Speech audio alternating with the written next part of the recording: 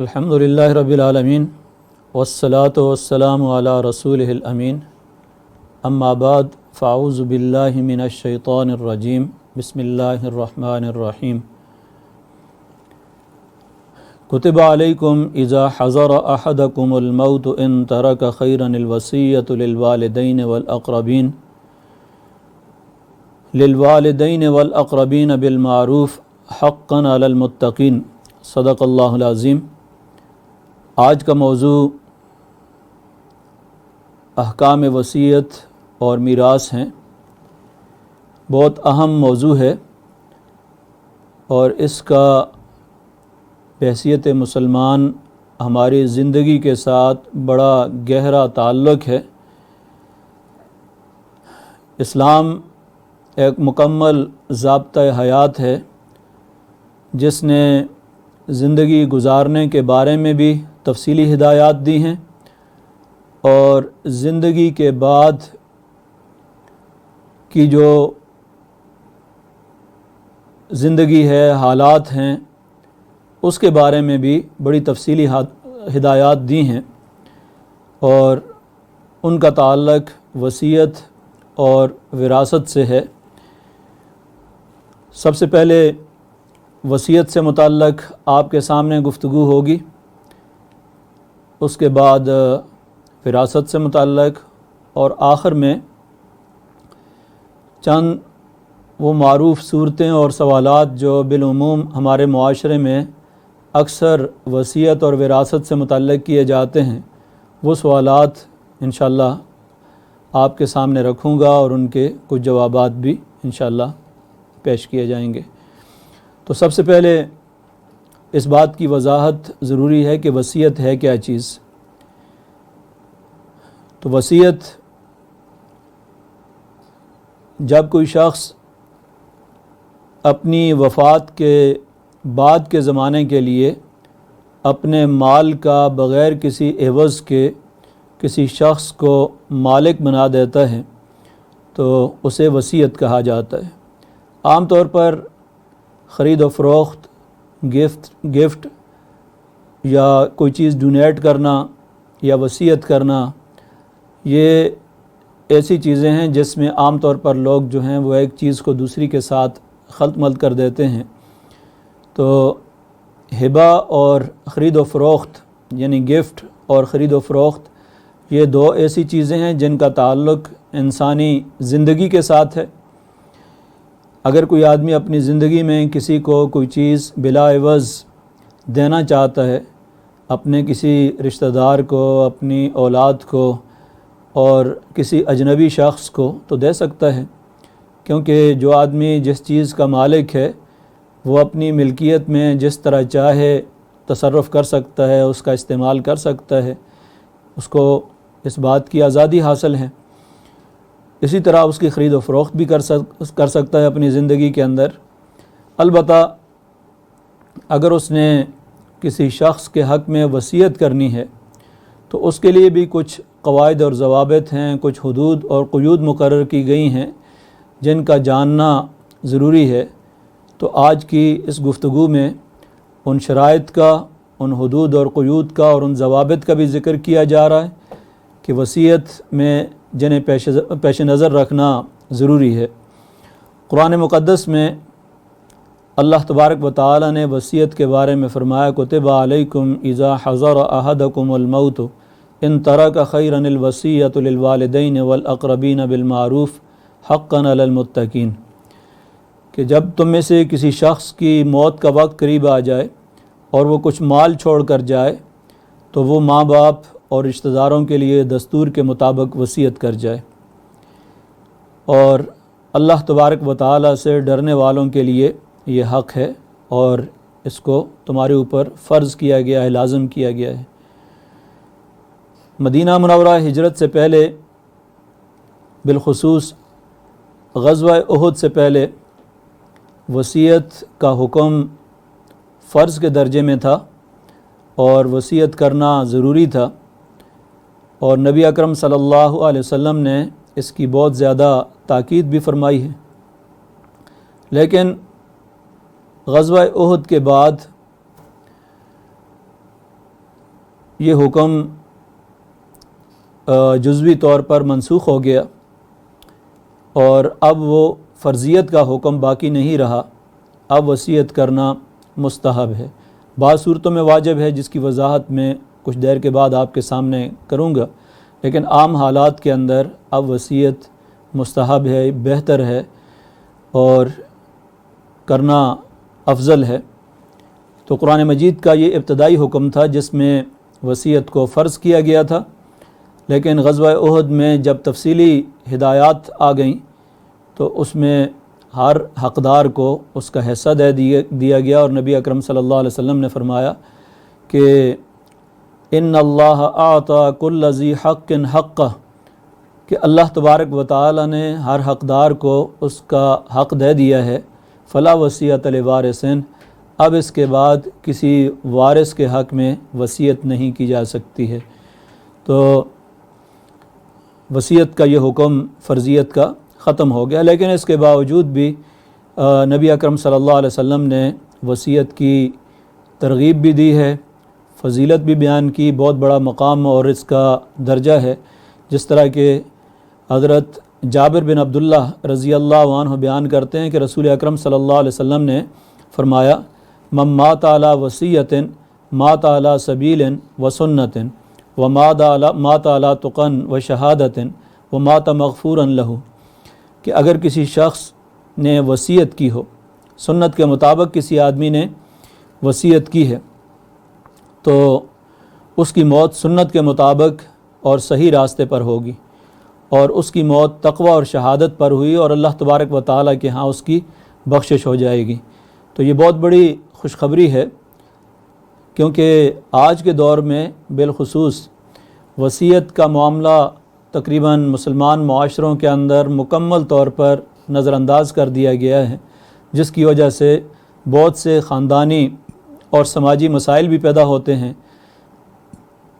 کسی خاندان میں جو لوگ زیادہ فقر و فاقے کا شکار ہوتے ہیں، نادار ہوتے ہیں، تو یتیم بچے ہیں، وہ مدد کے مستحق ہوتے ہیں، لیکن اس کے باوجود عام طور پر وصیت کا دستور نہ ہونے کی وجہ سے اور اس سے غفلت کی وجہ سے بالعموم اس طرح کے مسائل بہت ہی گمبھیر نوعیت کے ہوتے ہیں۔ اس لیے اس کو رواج دینے کی ضرورت ہے اور دوبارہ اس حکم کا احیاء کرنے کی اور اس سنت کو تازہ کرنے کی ضرورت ہے، تاکہ معاشرے کے اندر خاندان میں جو مسائل ہیں، پریشانیاں ہیں، اور اس میں جو ایک دوسرے کے ساتھ اخوت، محبت اور ایثار کا معاملہ کیا جاتا ہے، اس میں وصیت کا بھی بڑا گہرا عمل دخل ہے۔ وصیت کس حد تک کی جا سکتی ہے، اس کی وضاحت بھی رسول اکرم صلی اللہ علیہ وسلم نے ایک حدیث میں فرمائی ہے۔ حضرت سعد بن ابی وقاص فتح مکہ کے موقع پر بہت شدید بیمار ہو گئے، یہاں تک کہ وہ فرماتے ہیں کہ مجھے یہ یقین ہو گیا کہ اب میں وفات کے قریب پہنچ چکا ہوں۔ تو نبی اکرم صلی اللہ علیہ وسلم میری عیادت کے لیے تشریف لے آئے، تو میں نے کہا کہ اللہ کے رسول، میں اپنا تمام مال وصیت کرنا چاہتا ہوں، کیونکہ میری ایک ہی بیٹی ہے اور کوئی وارث بھی نہیں ہے، تو کیا میں اپنا سارا مال وصیت کر دوں؟ رسول اکرم صلی اللہ علیہ وسلم نے فرمایا کہ نہیں۔ انہوں نے کہا کہ کیا 2/3 کر سکتا ہوں؟ آپ نے فرمایا نہیں۔ انہوں نے پھر دوبارہ پوچھا کہ کیا نصف کر سکتا ہوں؟ آپ نے فرمایا نہیں۔ جب انہوں نے کہا کہ 1/3، تو رسول اکرم صلی اللہ علیہ وسلم نے فرمایا کہ ٹھیک ہے، 1/3 کر سکتے ہو، والثلث کثیر، اور 1/3 بھی کافی زیادہ ہے۔ اور اس میں بڑی ایک حکمت نبی صلی اللہ علیہ وسلم نے یہ بیان فرمائی کہ انک ان تذر ورثتک اغنیاء خیر من ان تذرہم عالۃ یتکففون الناس، کہ اگر آپ اپنے ورثاء کو مالدار چھوڑ کے جائیں تو یہ زیادہ بہتر ہے بنسبت اس کے کہ وہ مفلس ہوں اور لوگوں کے سامنے ہاتھ پھیلائیں۔ اور پھر مزید اس بات کی وضاحت کی کہ اس میں بھی آپ کو اجر ملے گا، اور جو بھی آپ کماتے ہیں یا خرچ کرتے ہیں اس پر بھی آپ کو اجر دیا جائے۔ الا اجرت فیہا حتی اللقمۃ ترفعھا الی فی امرأتک، یہاں تک کہ آپ اپنی بیوی کو جو کچھ کھلاتے ہیں اس پر بھی آپ کو اجر اور ثواب ملتا ہے۔ تو اگر آپ اپنے ورثاء کے لیے چھوڑ کے جائیں گے تو اس میں بھی آپ کے لیے اجر اور ثواب ہے۔ اور نبی صلی اللہ علیہ وسلم نے یہاں 1/3 تک وصیت کرنے کی اجازت دی ہے۔ اب وصیت کے لیے اور اس کے صحیح ہونے کے لیے کچھ شرائط ہیں کہ وصیت کرنے والا عاقل اور بالغ ہو، یعنی اگر کوئی نابالغ بچہ وصیت کرتا ہے تو اس کی وصیت نافذ نہیں ہوگی۔ اگر کوئی شخص پاگل ہے، ہوش و حواس میں نہیں ہے، اور اس دوران وہ کوئی وصیت کرتا ہے تو اس کی وصیت کا بھی اعتبار نہیں کیا جائے گا۔ اسی طرح وصیت کے لیے یہ بھی ضروری ہے کہ اس پر اتنا قرض نہ ہو کہ جو کہ اس کے کل ترکے کے برابر ہو، اور جس شخص کے حق میں وہ وصیت کر رہا ہے وہ اس وقت زندہ ہو، موجود ہو۔ اگر کوئی شخص اس وقت موجود ہی نہیں ہے تو اس کے حق میں وصیت نہیں کی جا سکتی، یا اس کی وفات کے وقت جو شخص اس سے پہلے فوت ہو گیا اس کے حق میں بھی وصیت ختم ہو جاتی ہے۔ اسی طرح اگر کسی شخص کے حق میں اس نے وصیت کی اور وہ مرتد ہے تو مرتد کے حق میں وہ وصیت جو ہے وہ جائز نہیں ہے۔ اور مزید وصیت کے حوالے سے ایک بڑی اہم بات یہ ہے کہ اگر کوئی شخص ایک مرتبہ زندگی میں کسی چیز کی وصیت کر لے تو اس سے رجوع بھی کر سکتا ہے۔ مثلا عام طور پر یہ پوچھا جاتا ہے کہ فلاں چیز میں نے وقف کر دی تھی، یا میں نے فلاں چیز کو اپنے مرنے کے بعد وقف کرنے کی وصیت کی تھی، لیکن اب حالات اس طرح کے ہو گئے ہیں کہ وقف کرنا ممکن نہیں رہا ہے، تو کیا اس سے رجوع کیا جا سکتا ہے یا نہیں کیا جا سکتا؟ تو جو وصیت کنندہ ہے، وصیت کرنے والا ہے، وہ اپنی وصیت سے کسی وقت بھی زندگی میں رجوع کر سکتا ہے۔ وصیت پر عمل کے لیے کچھ شرائط بھی ذکر کی گئی ہیں۔ خود قرآن مجید کے اندر بھی ایسی وصیت جس کے اندر کسی گناہ کی بات، اللہ تعالیٰ کی معصیت کی بات ہو، اس کے بارے میں حکم یہ دیا گیا ہے کہ ایسی وصیت کو جو ورثاء ہیں، پسماندگان ہیں، وہ اس کی اصلاح کر سکتے ہیں مناسب حد تک، جس حد تک اس کی اصلاح کی ضرورت ہے۔ فمن خاف من موص جنفا او اثما فاصلح، تو اصلاح کی گنجائش اس کے اندر موجود ہے، اور اس میں بشرطے کہ کسی قسم کا ظلم ہو، زیادتی کی گئی ہو، اور اللہ تعالیٰ کی نافرمانی اور معصیت کا ارتکاب کیا گیا ہو، یا اولاد کو محروم کرنے کے لیے اس نے ظلم اور زیادتی کی ہو، تو ظاہر ہے کہ ایسی وصیت جو ہے وہ نافذ نہیں ہوگی۔ تو وصیت پر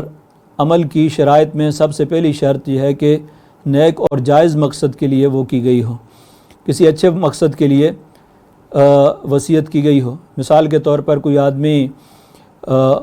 اپنی کتابیں جو ہیں وہ اپنے مرنے کے بعد وقف کر دیتا ہے کہ فلاں ادارے کے اندر یہ کتابیں ڈونیٹ کر دی جائیں، یا کسی رفاعی ادارے کو دے دیتا ہے کوئی چیز، اپنا کوئی مکان کسی دینی ادارے کو دے دیتا ہے، اپنا منقولہ یا غیر منقولہ جائیداد میں سے کوئی چیز جو ہے وہ کسی دینی کام کرنے والے ادارے کو دے دیتا ہے، تو نیک اور جائز مقاصد ہیں اور یہ اس کے لیے صدقہ جاریہ ہے۔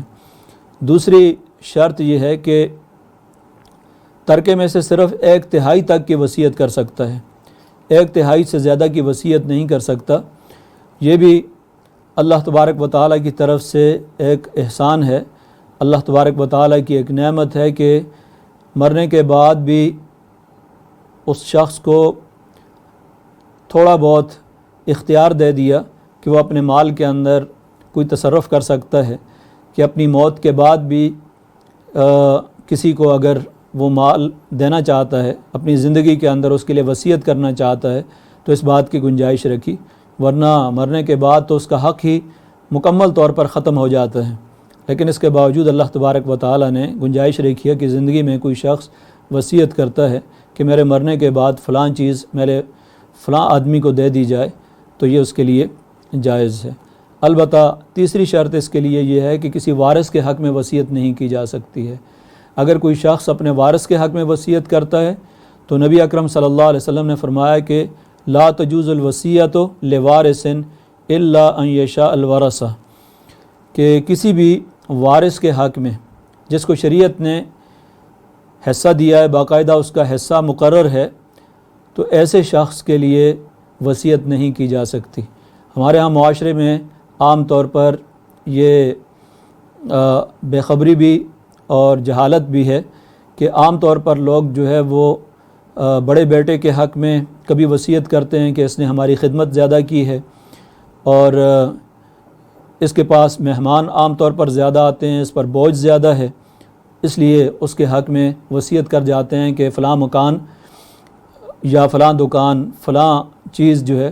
وہ اس کی ہوگی، یہ مالک ہوگا ہمارے مرنے کے بعد۔ تو اگر باقی ورثاء اجازت دے دیں تو تب تو یہ جائز ہے، لیکن اگر باقی ورثاء اجازت نہیں دیتے تو وارث کے حق میں یہ وصیت جائز نہیں ہے، اس لیے کہ نبی اکرم صلی اللہ علیہ وسلم کا اس کے بارے میں صریح حکم ہے۔ اسی طرح سب سے ایک اہم بات اس معاملے کے اندر یہ ہے کہ وصیت پر عمل کرنے کے لیے یہ بھی ضروری ہے کہ وہ شخص جس کے حق میں وصیت کی گئی ہو وہ وصیت کے وقت موجود بھی ہو۔ اب وصیت میں کیا حکمت اور مصلحت ہے، یہ بھی بڑی ایک اہم بات ہے۔ اس کے پیچھے کوئی وزڈم ہے، حکمت ہے، کوئی مصلحت ہے جس کا شریعت نے لحاظ کیا ہے، کیونکہ وراثت کی جو تقسیم ہے، مرنے کے بعد جب وراثت تقسیم کی جاتی ہے تو اس میں اس بات کو نہیں دیکھا جاتا کہ کون سے قرابت دار زیادہ حقدار ہیں، زیادہ محتاج ہیں۔ اس میں اصل چیز قرابت ہے، جو قریب ترین رشتہ دار ہوگا اس کو وراثت ملے گی، جو دور کا رشتہ دار ہے اسے وراثت نہیں ملتی، اگرچہ وہ اس کے مقابلے میں زیادہ محتاج ہو، ضرورت مند بھی ہو۔ لیکن وصیت کا شریعت نے دروازہ کھول کر اس سہولت کو بھی اور اس آسانی کو بھی پیش نظر رکھا ہے کہ اگر کوئی شخص وصیت کے ذریعے اپنے مستحق، محتاج اور ضرورت مند رشتہ داروں کی مدد کرنا چاہتا ہے تو اس کے لیے یہ گنجائش موجود ہے، اور اس کی ترغیب بھی موجود ہے کہ اس طریقے سے خاندان کے اندر جو ضرورت مند لوگ ہیں ان کی کفالت کا ایک مؤثر انتظام اس کے ذریعے ہو سکتا ہے۔ اور یہ شریعت کے وہ احکام ہیں جو ہمارے معاشرے کے لیے باعث رحمت ثابت ہوتے ہیں۔ آج بھی اگر مسلمان خاندان اس پر عمل کرنا شروع کر دے تو بہت سے خاندانوں میں یہ جو غربت ہے، افلاس ہے اور تنگ دستی ہے یہ ختم ہو سکتی ہے، اس لیے کہ کوئی بھی مالدار رشتہ دار جب فوت ہوتا ہے تو اسے معلوم ہوتا ہے کہ اس کے خاندان کے اندر کون کون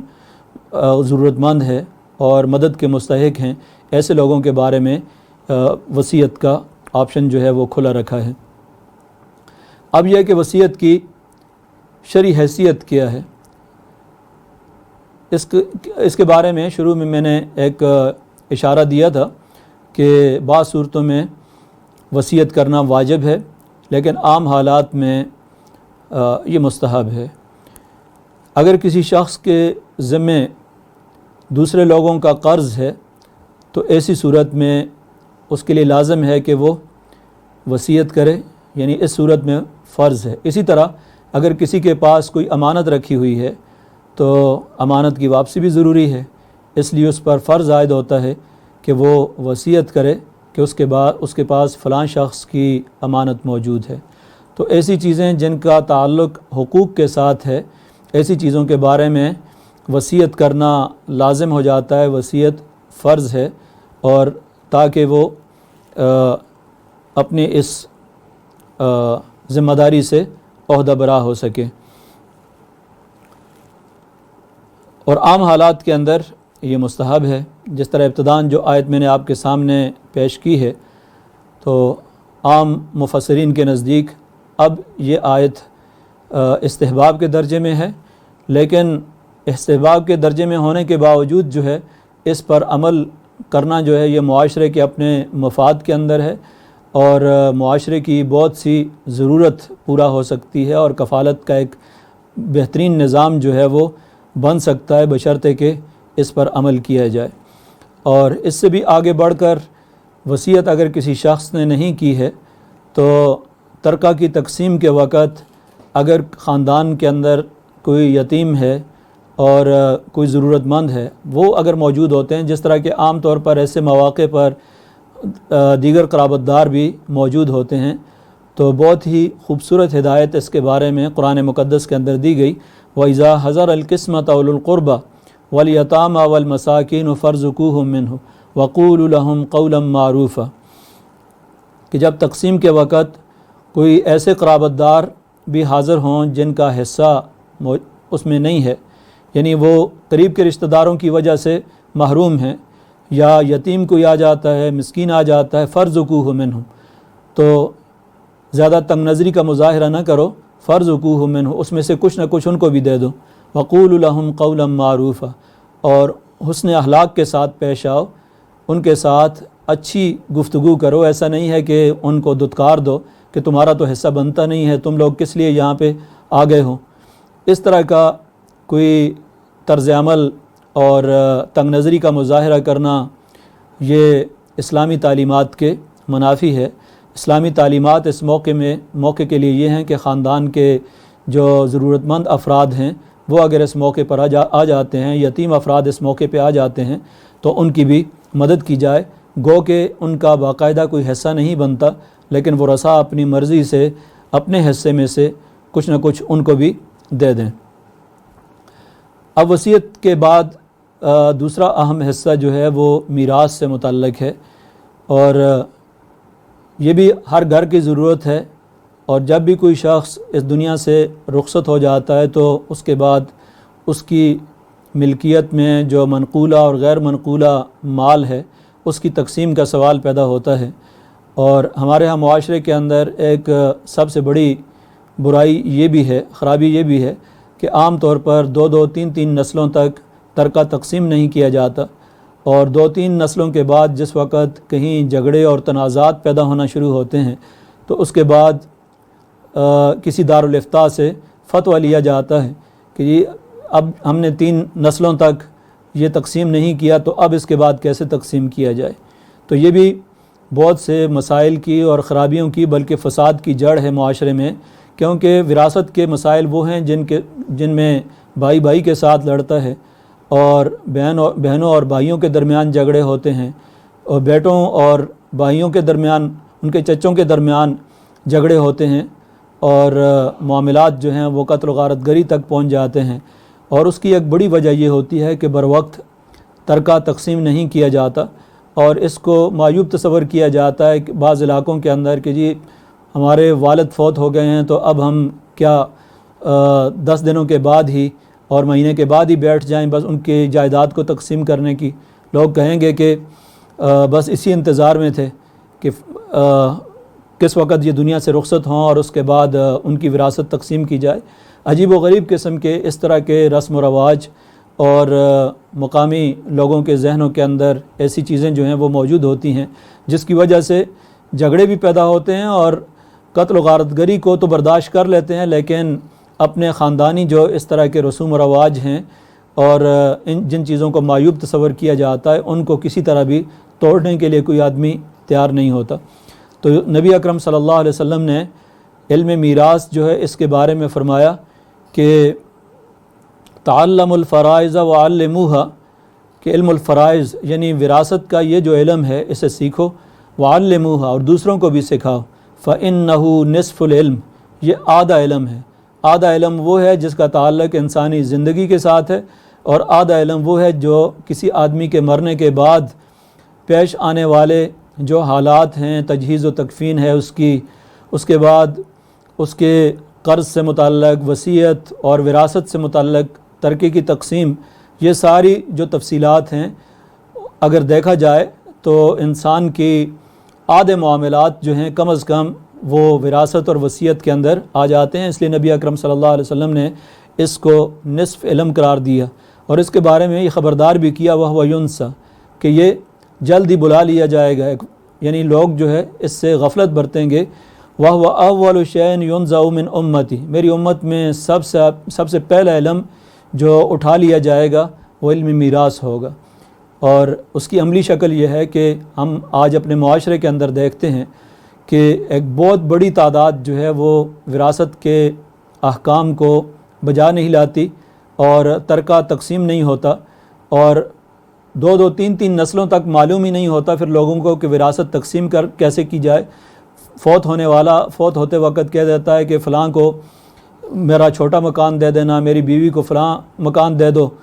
اور فلاں کے پاس میرا قرضہ ہے فلاں کی طرف، بس اس کو صدقہ کر دینا۔ یعنی کوئی معلوم نہیں ہے کہ کس حد تک وہ وصیت کر سکتا ہے، اور نہ اس کو یہ معلوم ہے کہ کس کے حق میں وہ وصیت کی جا سکتی ہے، کس کے حق میں وصیت نہیں کی جا سکتی، کتنی کی جا سکتی ہے، کتنی نہیں کی جا سکتی۔ اس طرح کے مسائل جو ہیں ان سے بے خبری عام ہے، اور اس کی وجہ سے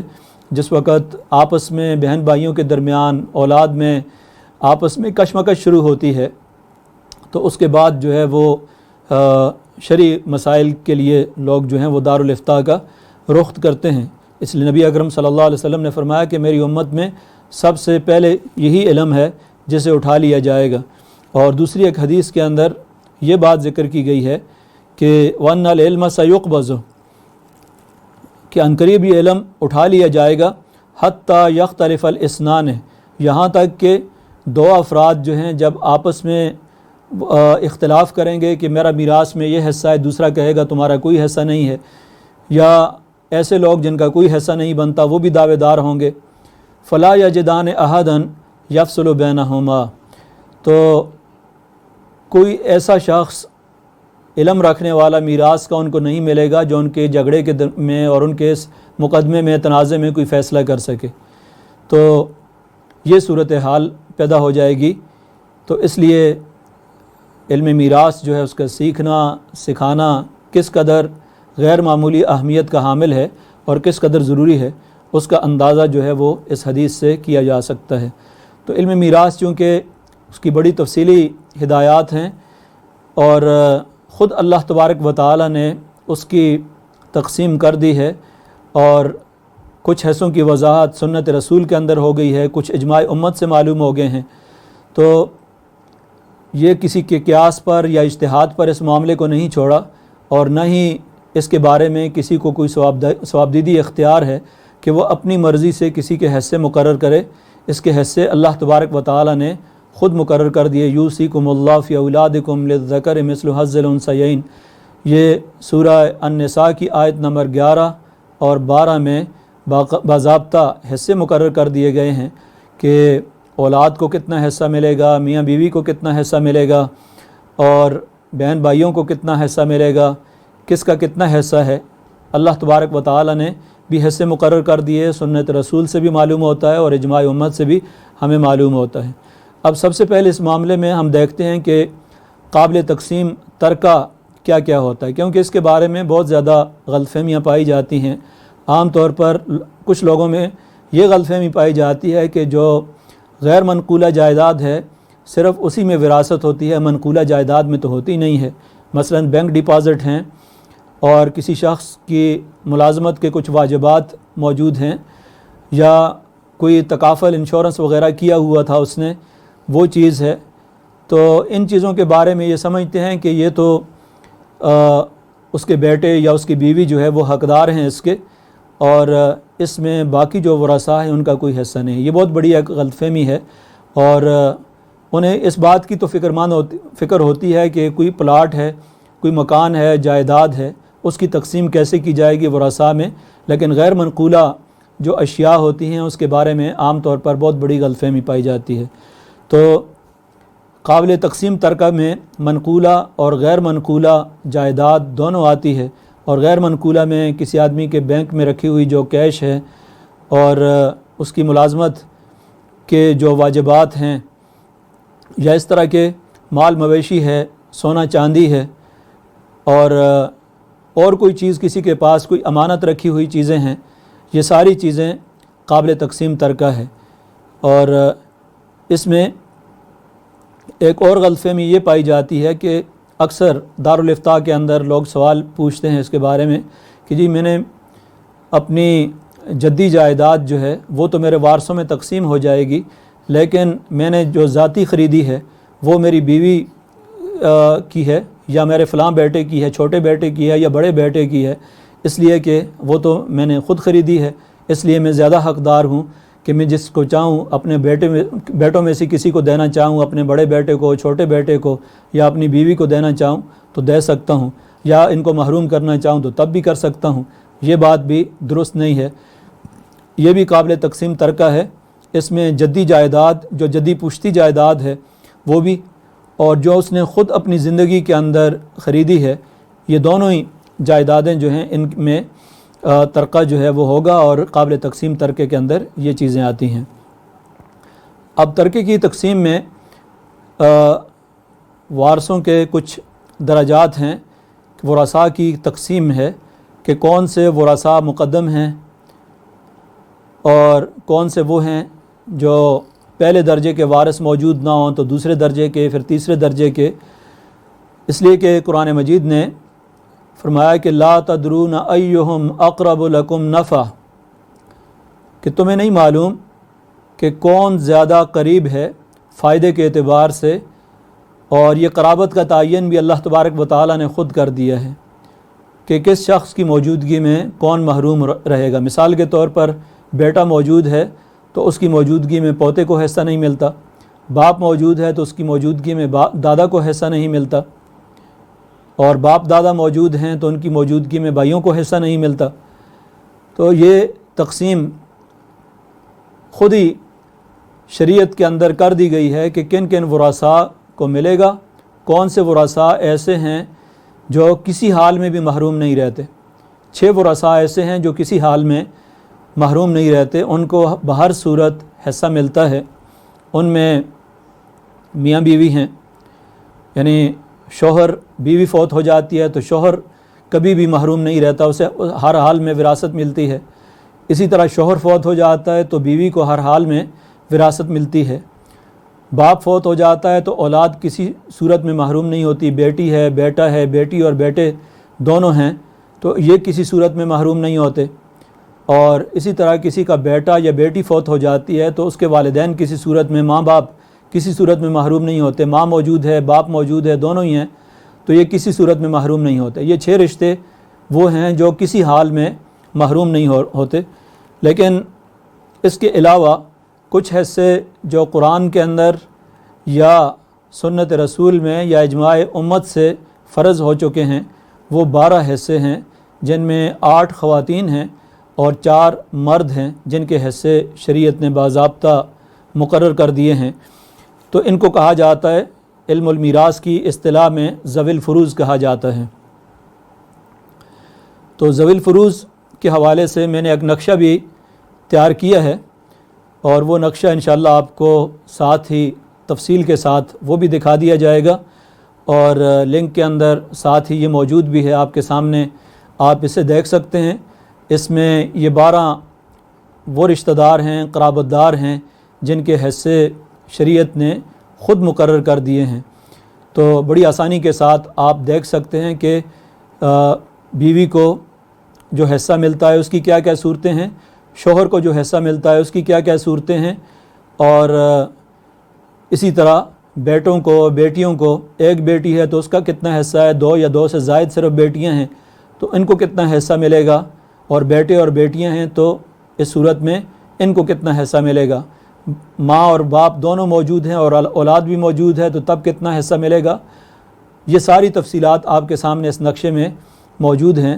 اور اس میں کسی قسم کا کوئی ابہام ہوگا تو انشاءاللہ بعد میں جو سوالات کی نشست ہوگی اس میں انشاءاللہ اس کی مزید بھی وضاحت کر دوں گا۔ تو یہ جو 12 رشتہ دار ہیں ان کو ذوی الفروض کہا جاتا ہے۔ ان میں سے جو بھی موجود ہو،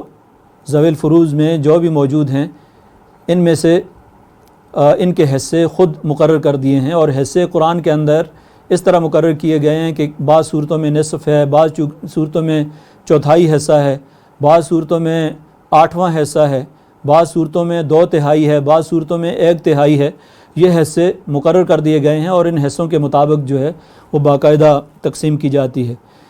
اب جن کے حصے قرآن نے مقرر کر دیے ہیں وہ تو باضابطہ ایک نقشے کی شکل میں چونکہ آپ کے سامنے آ چکا ہے، بڑی آسانی کے ساتھ آپ اس کو دیکھ سکتے ہیں۔ اس کے بعد دوسرے عصبات ہوتے ہیں، عصبہ، رشتہ داروں میں دوسرے درجے کے جو رشتہ دار ہیں ان کو عصبات کہا جاتا ہے، اور ان کی ضرورت اس وقت پیش آتی ہے کہ جب پہلے ذوی الفروض جن کے حصے مقرر کیے گئے ہیں ان میں سے کوئی موجود نہ ہو، تو ایسی صورت میں جو عصبہ ہیں ان کو ملتا ہے۔ عصبہ کیا ہوتے ہیں؟ ان کی بھی کافی تفصیلات ہیں، لیکن میں تھوڑی سی وضاحت آپ کے سامنے کر دوں کہ عصبہ سے مراد وہ رشتہ دار ہیں کہ یعنی ان کو وراثت کے لحاظ سے اگر دیکھا جائے تو اگر یہ تنہا ہوتے ہیں تو کل ترکے کے حقدار ہوتے ہیں، اور اگر ذوی الفروض کے ساتھ ہوں تو ذوی الفروض کو پہلے حصہ دے دیا جاتا ہے اور اس کے بعد ان کو حصہ دیا جاتا ہے۔ مثال کے طور پر کسی شخص کا بیٹا ہے، صرف ایک بیٹا ہے مثال کے طور پر، تو ایسی صورت میں یہ عصبہ کے طور پر کل ترکے کا مالک بھی ہو سکتا ہے اگر باقی ورثاء موجود نہیں ہیں۔ صرف ایک پوتا موجود ہے، باقی ورثاء نہیں ہیں، تو ایسی صورت میں سارے کے سارے ترکے کا پوتا جو ہے وہ مالک ہوتا ہے۔ تو اس طریقے سے اس کی بھی تفصیلات ہیں اور اس میں باقاعدہ تقسیم کی جاتی ہے۔ تفصیلات کے اندر یہ ہوتا ہے کہ ایک قسم وہ ہے جو کہ بیٹا ہے یا پوتا ہے، تو یعنی نیچے اولاد کے اندر جو عصبات ہیں، اوپر اصول میں والدین ہیں، مثلا باپ ہے، دادا ہے، یہ عصبات ہیں۔ اسی طرح بھائی ہیں تو یہ بھی عصبات کے اندر آتے ہیں، اور چچا جو ہے یہ بھی عصبات کے اندر آتا ہے، چچا زاد بھائی جو ہیں یہ بھی عصبات میں آتے ہیں۔ لیکن اگر ایک ہی وقت میں بہت سے یہ رشتہ دار موجود ہوں کہ کسی آدمی کے بیٹے بھی موجود ہیں، بھائی بھی موجود ہیں، باپ بھی موجود ہے، تو وہاں اصول یہ ہے کہ جو قریب ترین رشتہ دار ہوگا اس کی موجودگی میں بعید کا رشتہ دار جو ہے وہ حصہ دار نہیں ہوگا۔ مثلا بیٹے کی موجودگی میں پوتا جو ہے وہ حقدار نہیں ہوتا، سگے بھائی کی موجودگی میں جو سوتیلا بھائی ہے اس کو حصہ نہیں ملتا ہے، باپ کی موجودگی میں دادے کو حصہ نہیں ملتا۔ تو اس طرح جو قریب ترین رشتہ دار ہوگا اس کی موجودگی میں دوسرے کو حصہ نہیں ملے گا۔ تو یہ عصبات کے اندر بھی یہ ایک ترتیب ہے، اور اگر سب برابر ہوں رشتے کے اندر، مثلا سارے بیٹے ہیں، 3 یا 4 بیٹے ہیں، تو سب میں برابر جتنی بھی جائیداد ہوگی منقولہ غیر منقولہ ساری تقسیم ہو جائے گی۔ اگر ورثاء میں صرف بھائی موجود ہیں تو ایسی صورت میں 3 یا 4 بھائی ہیں تو ان بھائیوں میں تقسیم ہوگی، اولاد بھی نہیں ہیں، والدین بھی نہیں ہیں، تو ایسی صورت میں بھائیوں میں ترکہ سارا تقسیم ہو جائے گا، برابر تقسیم ہو جائے گا۔ لیکن اگر بھائیوں میں کچھ سگے بھی ہیں اور سوتیلے بھی ہیں تو سگے بھائی جو ہیں وہ حقدار ہوں گے اور سوتیلے بھائی نہیں ہوں گے۔ سوتیلے بھائی بھی بعض صورتوں میں ہوتے ہیں، کلالہ وغیرہ کی صورت میں اس کی تفصیلات جو ہیں وہ الگ سے انشاءاللہ آپ کے سامنے ذکر کر دی جائیں گی۔ تو تیسری صورت جو ہے وہ ذوی الارحام کی ہے۔ یہ وہ رشتہ دار ہیں کہ جب ذوی الفروض موجود ہیں جن کے حصے قرآن نے مقرر کر دیے یا سنت رسول یا اجماع سے ہمیں معلوم ہوتے ہیں، وہ حصے اگر وہ رشتہ دار موجود نہیں ہیں اور اس کے بعد عصبہ بھی موجود نہیں ہیں، یعنی بیٹے، بھائی، سگے بھائی، بیٹے یا باپ، دادا، پوتا، یہ ان میں سے کوئی بھی موجود نہیں ہے، چچا موجود نہیں ہے اور چچا زاد بھائی موجود نہیں ہیں، تو ان تمام لوگوں کی موجودگی میں ذوی الفروض اور عصبات کی عدم موجودگی میں ذوی الارحام جو ہیں وہ حقدار بنتے ہیں۔ مثال کے طور پر نواسی ہے، نواسہ ہے، نواسی ہے، اور پوتی کی جو اولاد ہے وہ آ جاتی ہے، نانی ہے، نانا ہے، نانا کے والدین ہیں اور نانی کے آگے والدین ہیں، یہ سارے ذوی الارحام میں آتے ہیں۔ اسی طرح پھپھی ہے، خالہ ہے، اور ماموں کی اولاد ہو گئی، خالہ کی اولاد ہو گئی، اور بھتیجیاں ہیں، بانجیاں ہیں، یہ ساری کی ساری ذوی الارحام میں آتے ہیں۔ تو اگر کسی شخص کے مزید کوئی رشتہ دار موجود نہ ہوں جن کے حصے قرآن نے مقرر کیے ہیں یا سنت رسول یا اجماع سے، یا دوسرے درجے کے رشتہ دار بھی موجود نہ ہوں، تو ایسی صورت میں یہ تیسرے درجے کے رشتہ دار جو ہیں ان کو حصہ ملتا ہے۔ اب وراثت جب تقسیم ہوتی ہے تو اس کے بارے میں بھی شریعت نے باضابطہ اس کا کوئی قاعدہ اور ضابطہ دیا ہے کہ کیسے آپ نے ترتیب اس میں قائم رکھنی ہے۔ تو سب سے پہلے میت کا حق یہ ہے کہ اس کی تجہیز و تکفین اس کے مال سے کی جائے، اور وہ رقم الگ کر دی جائے جو ان کے کفن دفن کے لیے اور ضروری جو اخراجات ہیں ان کے لیے کی جائے۔ ضروری اخراجات کے اندر یہ بات شامل نہیں ہوتی کہ اس میں سے بعد میں ترکے میں سے خیرات بھی کی جائے اور باقی جتنے بھی اخراجات ہیں اس طرح کے کیے جائیں، یہ جائز نہیں ہے، الا یہ کہ کوئی وارث اپنے حصے میں سے اپنی خیرات میں یا کوئی اس طرح کی چیز اپنے حصے میں سے ادا کرنا چاہتا ہے تو یہ اس کے لیے گنجائش اس بات کی موجود ہے۔ کوئی صدقہ کرنا چاہتا ہے تو جب تک ترکہ تقسیم نہیں ہوتا اس وقت تک باقی کسی استعمال میں ترکے کی مشترکہ رقم کو لانا جائز نہیں ہے، اس لیے کہ اس میں جتنے ورثاء ہوتے ہیں اس میں بالغ بھی ہیں، نابالغ بھی ہیں، اور ظاہرہ نابالغ جو ہیں ابھی اس قابل نہیں ہیں کہ وہ اپنی رضامندی کا اظہار بھی کر سکیں، اس لیے اس مال میں سے کسی قسم کا تصرف کرنا جو ہے وہ جائز نہیں ہے۔ تو سب سے پہلے تو ان کے کفن دفن کے جو ضروری اخراجات ہیں وہ نکال لیے جائیں۔ اس کے بعد دوسرا حق میت کا یہ ہے کہ اس کے ذمے جو قرض واجب ہے وہ ادا کیا جائے۔ اگر اس کے ترکے میں اتنی رقم ہے کہ قرض ادا کرنے کے بعد باقی بچتی ہے تو باقی ورثاء میں تقسیم کی جائے گی جو شریعت کا ضابطہ ہے، قاعدہ ہے اس کے مطابق۔ اور اگر قرضہ اتنا ہے کہ سارے کا سارا ترکہ اس میں چلا جاتا ہے تو ظاہر ہے یہاں تقسیم والا سوال ہی ختم ہو جاتا ہے۔ اور اسی طرح اگر قرض زیادہ ہے اور ترکہ کم ہے تو ایسی صورت میں اب ورثاء جو ہیں ان کے لیے بہتر یہ ہے کہ وہ اپنے مال میں سے وہ قرض ادا کریں، اور کوئی نہ کوئی وارث جو ہے اس بات کا ذمہ لے، یا یہ ہے کہ جن کو قرض دیا گیا ہے وہ معاف کر دیں تو اللہ تبارک و تعالیٰ سے اس کے اجر اور ثواب کی نیت کر لیں، یا ورثاء میں سے وارثوں کو یہ ہمت کرنی چاہیے کہ وہ اس کا قرض ادا کریں، ورنہ جب تک قرض ادا نہیں کیا جائے گا اس وقت تک اس شخص کی گردن جو ہے وہ قیامت تک جو ہے وہ اس گناہ کے بوجھ تلے دبی رہے گی۔ تو جب یہ تین چیزیں ہو جاتی ہیں، یعنی سب سے پہلے کفن دفن کے اخراجات ہو گئے، اس کا قرض ادا کر دیا، اگر اس نے کوئی وصیت کی ہے تو اس کی وصیت میں سے 1/3 تک ادا کر دیا، اگر 1/3 سے زیادہ کی وصیت کی ہے تو وہ نافذ نہیں ہوگی۔ ورثاء پر واجب ہے کہ وہ وصیت کی اصلاح کر لیں، درست کر لیں، وصیت کو 1/3 تک دی جا سکتی ہے، اور 1/3 وصیت بھی اس وقت ہوگی اگر قرض ادا کرنے کے بعد ترکے کے اندر اتنا مال ہے کہ اس سے 1/3 وصیت ادا کی جا سکتی ہو۔ اگر کل ترکہ قرض میں چلا گیا تو ظاہر ہے کہ اب وصیت پر بھی عمل نہیں ہو سکتا اور ترکہ بھی تقسیم نہیں ہوگا۔ تو یہ ایک ترتیب ہے جو کہ شریعت نے قائم کی ہے۔ اب اس کے بعد جس طرح ابھی میں نے ذکر کیا کہ ذوی الفروض کے حصے نکالے جائیں گے، ان سے اگر بچ جاتا ہے تو عصبات کے حصے ہیں، اور ان سے اگر کوئی رشتہ دار نہیں ہے کسی آدمی کے ان دونوں درجوں میں تو آگے ذوی الارحام جو ہیں ان کو حصہ دیا جائے گا، اور اگر کسی کا کوئی بھی وارث نہیں ہے ذوی الارحام کے اندر بھی تو ایسی صورت میں ترکہ جو ہے وہ بیت المال میں جمع کیا جائے گا۔ تو یہ وہ صورت ہے جس میں ایک ترتیب ہے بیت المال تک جو ترکے کی تقسیم کے لحاظ سے ہے۔ اب اس کے بعد ورثاء کے حق کا تعین کرنے کے لیے ہمارے ہاں ایک غلط فہمی یہ بھی پائی جاتی ہے کہ بعض اوقات جن بچوں کی شادی ہو جاتی ہے ان کے بارے میں لوگ یہ اس غلط فہمی میں مبتلا ہو جاتے ہیں کہ چونکہ ہم نے ان کو جہیز دیا ہے اور وہ ہمارے گھر سے رخصت ہو چکی ہیں تو اب وراثت کے اندر ان کا حصہ نہیں ہے۔ یہ انتہائی غلط تصور ہے۔ جتنے بھی وارث ہیں خواہ وہ مرد ہیں یا عورت ہیں، بالغ ہیں یا نابالغ ہیں، اور نابالغ کیا بلکہ اگر کوئی بچہ جو رحم مادر کے اندر ہے وہ بھی حقدار ہے، اور اس کے حصے کا بھی تعین کیا جائے گا اور مرد تصور کر کے اس کے حصے کا تعین کیا جائے گا۔ اسی طرح اگر کوئی شخص عاقل ہے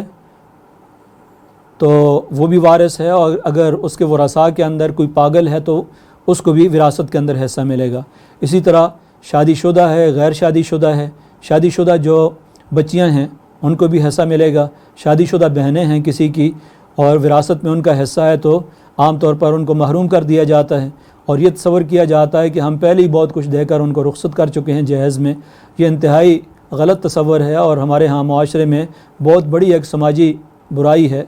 بلکہ یہاں تک کہ بیٹیوں کو محروم کرنے کے لیے سب سے گناہگار شکل تو اس کی یہ کی جاتی ہے کہ اس قرآن کے ساتھ شادی کر لی جاتی ہے۔ تو ہمارا جو جاگیردارانہ معاشرہ ہے اس میں یہ انتہائی ظلم اور استحصال کی شکل ہے کہ بیٹیوں کو کے ساتھ یہ ظلم روا رکھا جاتا ہے کہ کہیں ہماری جائیداد جو ہے اس کا بٹوارا نہ ہو جائے اور اجنبیوں کے میں یا غیروں میں وہ نہ چلی جائے، اس لیے ان کو زندگی بھر جو ہے وہ شادی نہیں کرواتے یا قرآن کے ساتھ شادی کے نام پر جو ہے وہ ظلم اور استحصال کرتے ہیں۔ تو یہ تمام صورتیں وہ ہیں جس میں جس شخص نے جو بھی اس طرح کا رویہ اختیار کیا تو ایسے شخص کے بارے میں قرآن مجید کے اندر تو اللہ تبارک و تعالیٰ نے وراثت کے احکام کے بارے میں فرمایا کہ تلک حدود اللہ، یہ اللہ تبارک و تعالیٰ کی حدود ہیں، یعنی اللہ تعالیٰ کے مقرر کردہ احکام ہیں، اور ان پر اتنی سخت وعید سنائی گئی ہے کہ جو اللہ تعالیٰ کی ان حدود کو توڑتا ہے یدخلہ نارا خالدا، ہمیشہ ہمیشہ جہنم کے اندر داخل ہوگا۔ تو ہم اللہ تبارک و تعالیٰ کے غضب کو دعوت دے رہے ہوتے ہیں جب اس طرح کی حرکت یا اس طرح کا رویہ اختیار کرتے ہیں کہ وہ اولاد جس کے لیے بچپن سے ان کی پرورش، ان کے لیے اتنا کچھ ناز و نخرے ہم برداشت کرتے ہیں، لیکن وراثت میں ان کو تھوڑا سا ان کا حصہ دینے کے لیے جو ہے وہ معاشرے کے اندر جو ہے وہ انتہائی اس کو برا تصور کیا جاتا ہے، اور ان کے مختلف ہیلے بہانوں سے یا تو ان سے معاف کروانے کی کوشش کی جاتی ہے یا سماجی دباؤ کے تحت وہ معاف کرتی ہیں۔ تو سماجی دباؤ کے تحت وراثت معاف نہیں ہوتی، اس لیے کہ وراثت یہ واحد وہ حق ہے جو کہ از خود منتقل ہو جاتا ہے ورثاء کو، یعنی اگر کوئی دے یا نہ دے، یہ شریعت نے وہ حق دیا ہے جو کہ اختیاری نہیں ہے کہ کسی کے نام اگر وہ جائیداد منتقل کی جائے تو تب منتقل ہوتی ہے، یہ از خود بخود یہ جائیداد منتقل ہو جاتی ہے، اگر بیٹی ہے، بہن ہے، ان کے نام پر منتقل ہو جاتی ہے۔ اور اگر معافی کی کوئی صورت بنتی بھی ہے تو وہ یہ ہے کہ پہلے ان کے نام باقاعدہ وہ اپنا قبضہ لیں، قبضہ لینے کے بعد اگر وہ کسی اپنی دوسری بہن کو، اپنے بھائی کو، اپنے کسی مستحق بانجے کو، یتیم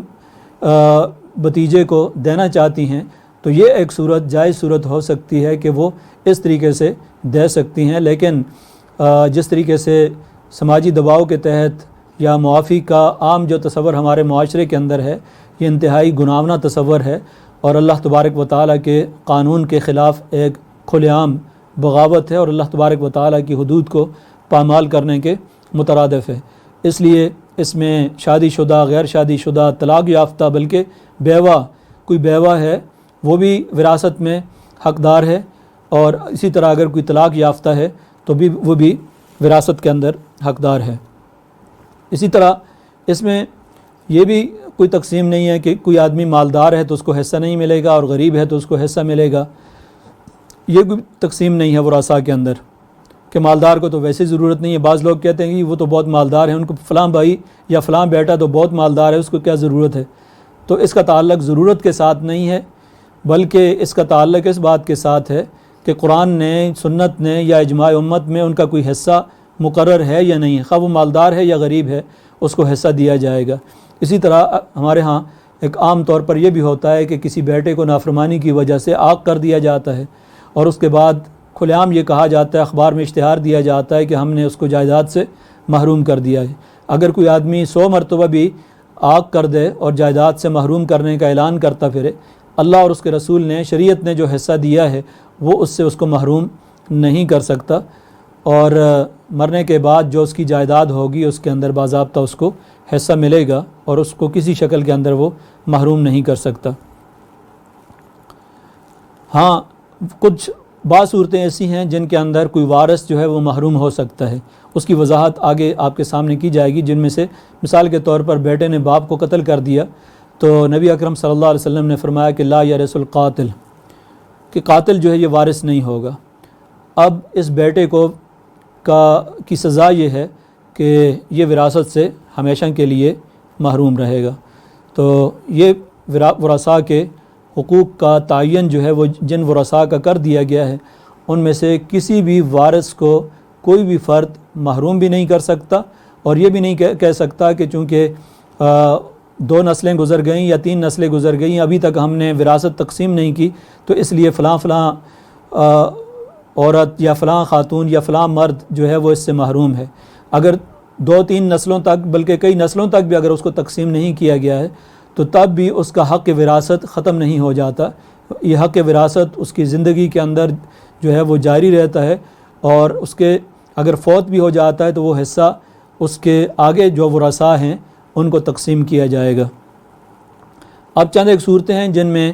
وراثت سے کوئی شخص محروم ہو جاتا ہے، جس کا بھی ایک میں نے آپ کے سامنے ذکر کیا کہ میت کا جو قاتل ہے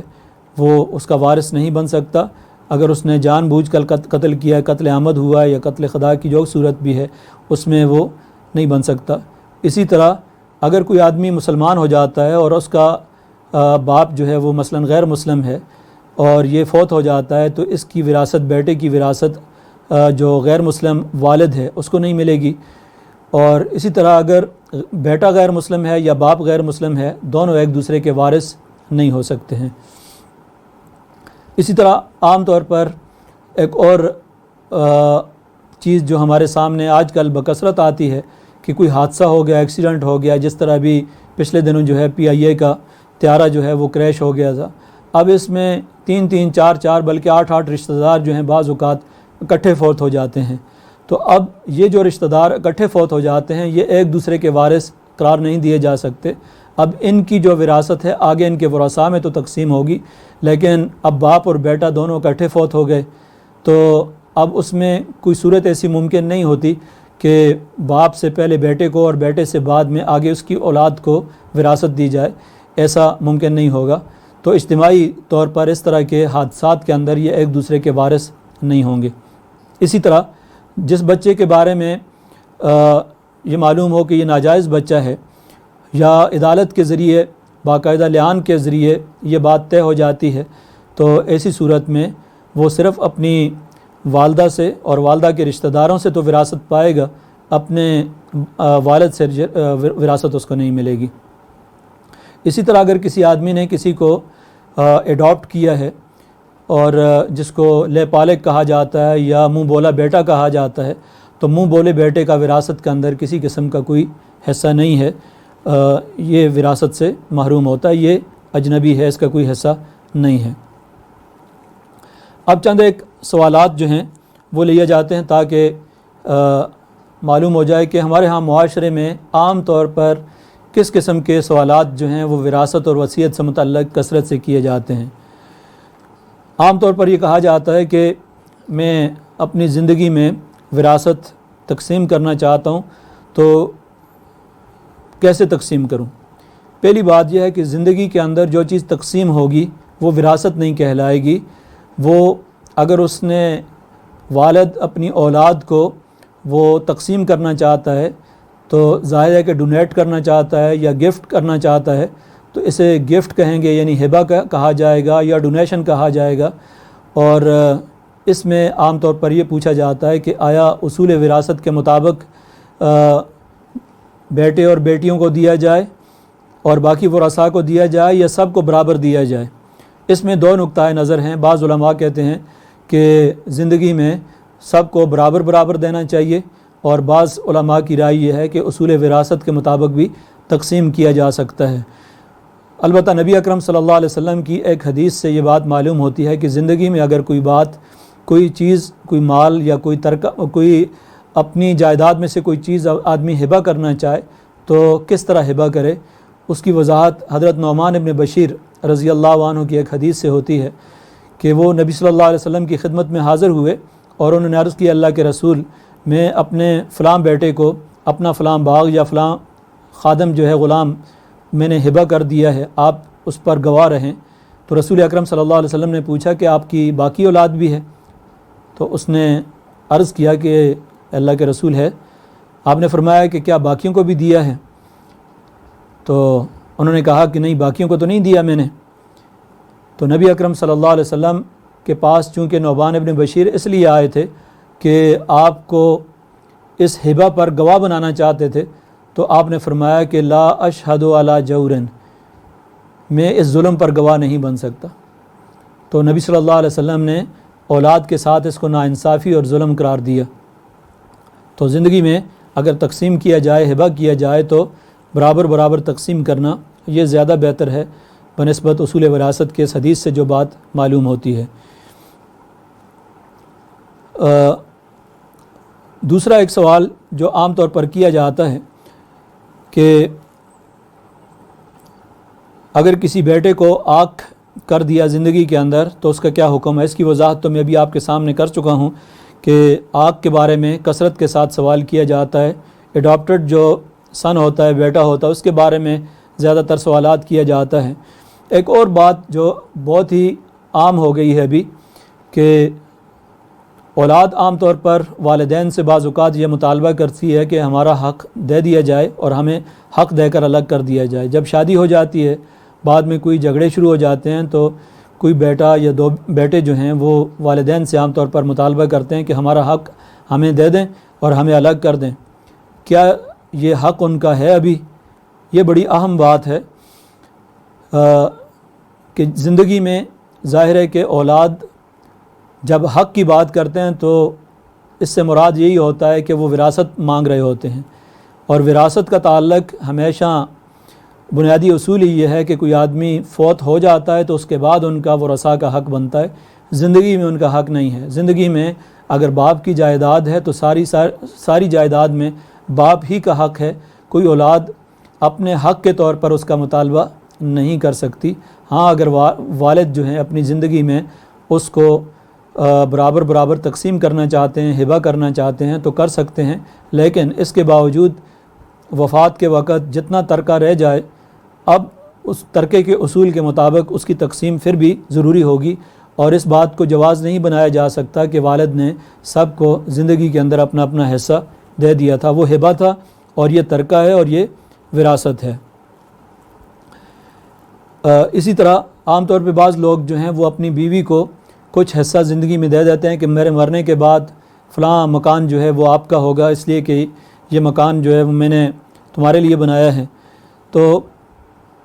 اگر زندگی کے اندر اس نے ہبہ کر دیا ہے تو تب تو اس کے اندر کسی قسم کا کوئی ترکہ نہیں ہے.